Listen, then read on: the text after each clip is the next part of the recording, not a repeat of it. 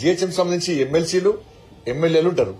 BRS party కూడా cross voting అవుతుందని చెప్పి భయపడి బీఆర్ఎస్ పార్టీ కూడా ఎంఐఎం పార్టీకి కాంగ్రెస్ పార్టీకి అనుకూలంగా అభ్యర్థిని పెట్టే ప్రయత్నం చేస్తలేరు. కాబట్టి 3 పార్టీలు ఒకటే, కాంగ్రెస్, బీఆర్ఎస్, ఎంఐఎం 3 కలిసి హైదరాబాద్ లోకల్ బాడీ ఎమ్మెల్సీ ఎన్నికలో పనిచేస్తున్నాయి. ఎంఐఎం పార్టీని గెలిపించడానికి 3 పార్టీలు ఒక్కటైనాయి. ఇప్పుడు ముగ్గురు ఒక్కటా కాదా, బీఆర్ఎస్ కాంగ్రెస్ ఒక్కటా కాదా, ఒక్కసారి 3 సార్లు ఇప్పుడే చెప్తున్నాను. చెన్నైలో సమావేశానికి ఇద్దరు కలిసి వేరు. ఒకటి, బీఆర్ఎస్ పార్టీ మీద కేసులు పెడతలేరు, ఇద్దరు ఒకటైనరు. 2, మొన్న ఎమ్మెల్సీ ఎన్నికల్లో ఇద్దరు కలిసి పనిచేసారు. 3, ఇప్పుడు local body Hyderabad local body MLC ఎన్నికల్లో ముగ్గురు కలిసి పనిచేస్తున్నారు. మరి వీళ్ళిద్దరు ఒక్కటా కాదా? బీజేపీని ఎదుర్కోవడానికి, భారతీయ జనతా పార్టీని అడ్డుకోవడానికి Congress, BRS ఒకటైరు.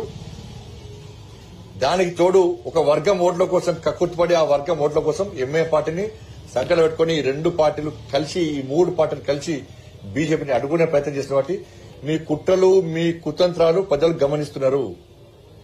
Local body Hyderabad local body ఎన్నికల తర్వాత మీ బండారం బయటపడుతుంది, మీ కుట్రలు ఏందో బయటపడుతుంది. అంతే, దానిలో ఉంటుంది, దీనిలో ఉంటుంది. ఆ పార్టీ ఈ పార్టీ ఒకటే, మేము ఒకటే కదా వాళ్ళ ఫీలింగ్ అంతే.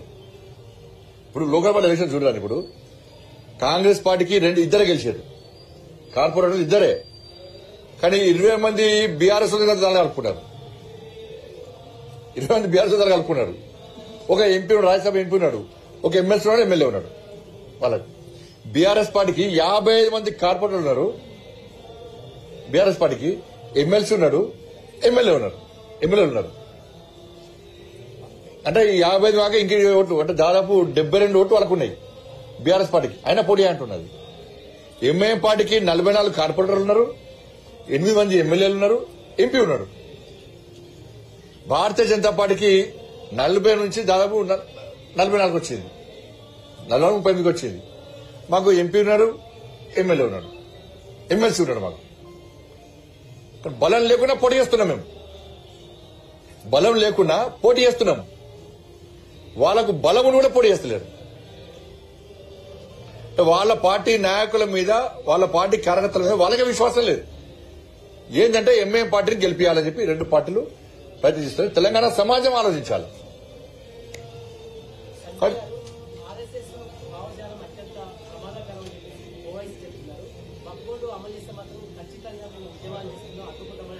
నువ్వు అడ్డుకుంటే ఏమవుతుంది? నువ్వు ఏంటి నిరంజన్, నువ్వు పార్లమెంట్లో నీ తాత వచ్చి అడ్డుకున్నా కూడా ఆగదు. అది 100% జాయింట్ పార్లమెంటరీ కమిటీ వేసారు. అన్ని పార్టీల కోరిక మేరకు, అన్ని పార్టీల విజ్ఞప్తి మేరకు ఆ జేపీసీ అనేది దేశవ్యాప్తంగా పర్యటించింది.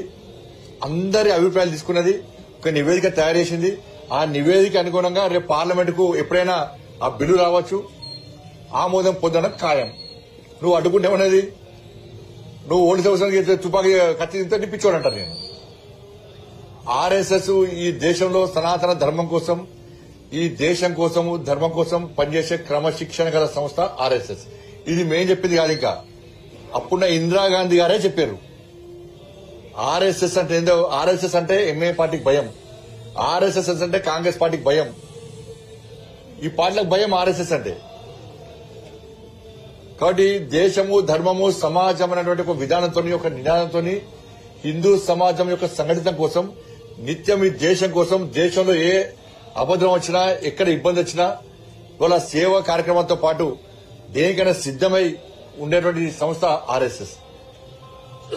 ఆర్ఎస్ఎస్ ఏ రోజు కూడా ఈ దేశంలో బాంబులు పేల్చినటువంటి, బాంబు దాడులు చేసిన వ్యక్తులను ఎన్కౌంటర్ చేస్తే శవయాత్రలు చేయలే. ఆర్ఎస్ఎస్ ఏ రోజు కూడా ఉగ్రవాదులను, టెర్రరిస్ట్ ఎన్కౌంటర్ చేస్తే శవయాత్రలు చేయలే, ఎక్కడ సంతాప సభలు పెట్టలే, వాళ్ళ బేల కోసం ప్రయత్నం చేయలే. దేశంలో ఉగ్రవాది పట్టుబడితే ఆయన షెల్టర్ ప్లేస్ ఎక్కడ అంటే నాగపూర్లో ఆర్ఎస్ఎస్ కార్యాలయం కాదు, ఓవైసీ హాస్పిటల్. అసదుద్దీన్ ఓవైసీ హాస్పిటల్లో దేశంలో ప్రమాదకరమైన ఉగ్రవాది సమస్య మెయిన్ లీడర్ దొరికిండు. నీ హాస్పిటల్లో ఆర్ఎస్ఎస్ ఆఫీసులో ఉగ్రవాదులు దొరకరు, తీవ్రవాదులు దొరకరు. నీ ఓవర్సిటీలో గాని, నీ హాస్పిటల్లో గాని, నీ దారు స్థలంలో గాని ఉగ్రవాదులు టెర్రరిస్టులకు ఒక అడ్డగా మారింది. ఆర్ఎస్ఎస్ ఆఫీసులో దేశభక్తులు ఉంటారు, ఈ దేశం కోసం పనిచేసే వ్యక్తులు ఉంటారు. ఇది ఆర్ఎస్ఎస్ కున్న తేడా. ఆర్ఎస్ఎస్ విమర్శించడానికి ఈ దేశంలో నూక జల్లంటే, ఈ భూమి మీద నూక జల్లంటే వాళ్ళకి రాసి పెట్టుకోవాలి. నీ పార్టీ ఓల్డ్ సిటీకి పరిమితం. నేను తోపుగాని మేము పోటీగా మా పార్టీ ఇట్లా అంటే ఓల్డ్ సిటీ దాటి బయట పోటీ చేసే తమ్మునికి ఉందా చెప్పరాదు. ఎందుకు చేస్తలేవు? నువ్వు హైదరాబాద్ దాటి ఓల్డ్ సిటీ దాటి బయట ఎందుకు పోటీ చేస్తావు? నువ్వు చాలా పవర్ఫుల్ కదా, వగ్బోర్డు మీద అనుకున్న దమ్ముని దగ్గర ఉంది కదా, నువ్వు బయట ఎందుకు పోటీ చేస్తావు? అక్కడెక్కడ మహారాష్ట్రలో పోటీ చేస్తావు, ఇక్కడెక్కడ పోటీ చేస్తావు. మరి తెలంగాణలో ఇతర ప్రాంతాల్లో పోటీ చేసే దమ్ము నీకు ఎందుకు లేదు? నువ్వు ముస్లిం సమాజం కోసం పనిచేస్తావు అయితే ముస్లింస్ అందరూ చెప్తే ఇంటారంటే, ముస్లిం అందరూ చెప్తే ఓట్లు ఎత్తారంటే, నువ్వు తెలంగాణ ఓడిసిన దాన్ని బయట ఎందుకు పోటీ చేస్తలేవు? ఎప్పుడు ఏదో పార్టీకి అమ్ముడు ఓడేనే. ఎప్పుడు నీ కుటుంబం ఆ కేసీఆర్ కుటుంబం నీ కుటుంబం కట్టనే.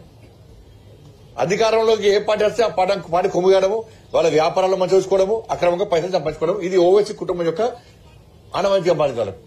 కానీ నువ్వు మాడితే ఇవాళ దయ్యాల వేదాలు వలిచినట్టే. కాబట్టి ఓవైసీ తాత వచ్చి అడ్డుకున్నా కూడా ఆగది.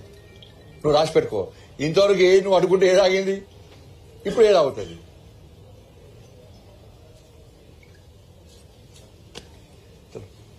ధన్యవాదాలు.